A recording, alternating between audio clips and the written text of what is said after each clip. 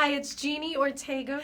I am here with Taraji P Hensen and Sam Rockwell. You guys are legends. Oh my thank God. you. Look, Thank you. just seeing the way you embodied your characters, I really feel like it's revolutionary for what we need right now. Oh, absolutely. Thanks for saying that. Talk a little bit about taking on Anne, taking on CP. Very, like, these were characters all in their own right, and then you especially, even just the way you walked, the way you moved, your mannerisms.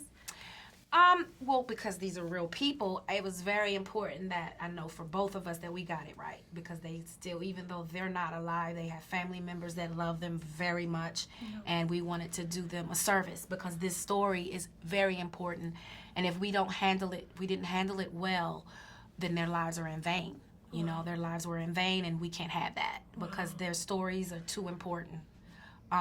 I was scared to death to portray this, but I don't take roles if they don't scare me. Because if I'm not scared, I'm not going to transform. And if I don't transform, how's the audience going to transform? So she scared me because she was a real person.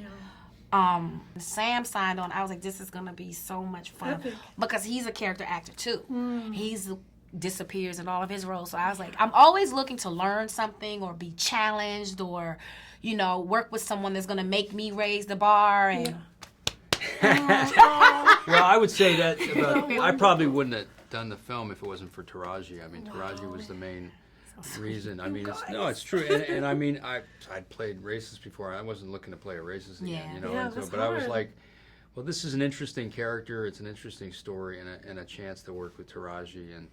And it's about change and love, and it's an important story, as you say. You know? Man. Yeah.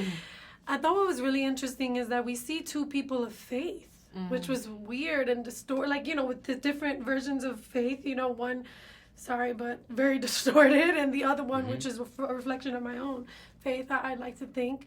Talk to us a little bit about that, just kind of helping, how can people tap into that love that you're talking about that Anne had, that even someone who hated her? well, if you're a person of Christ and if you are a Christian, then that's what you do. Amen. That's what Jesus did.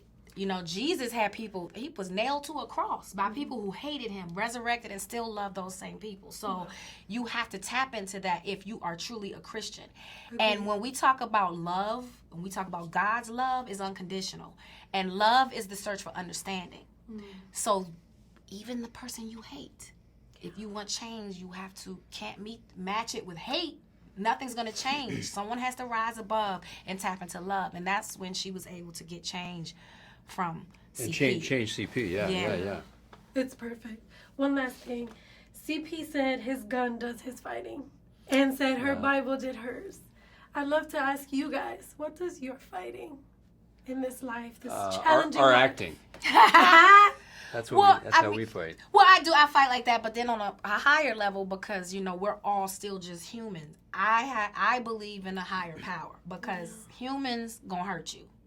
Your mother, your father, that's what we're humans. That's what we do, right? So I have a higher power. You call it whatever you want. I call it God, and that's who fights my battles. Because a lot of the stuff some situations I shouldn't have walked away from. Let's just put it that way. So it had to be something bigger than me. You guys are very inspiring. Thank you so much. Thank you so much. Thank you very much. Thank you. Take care.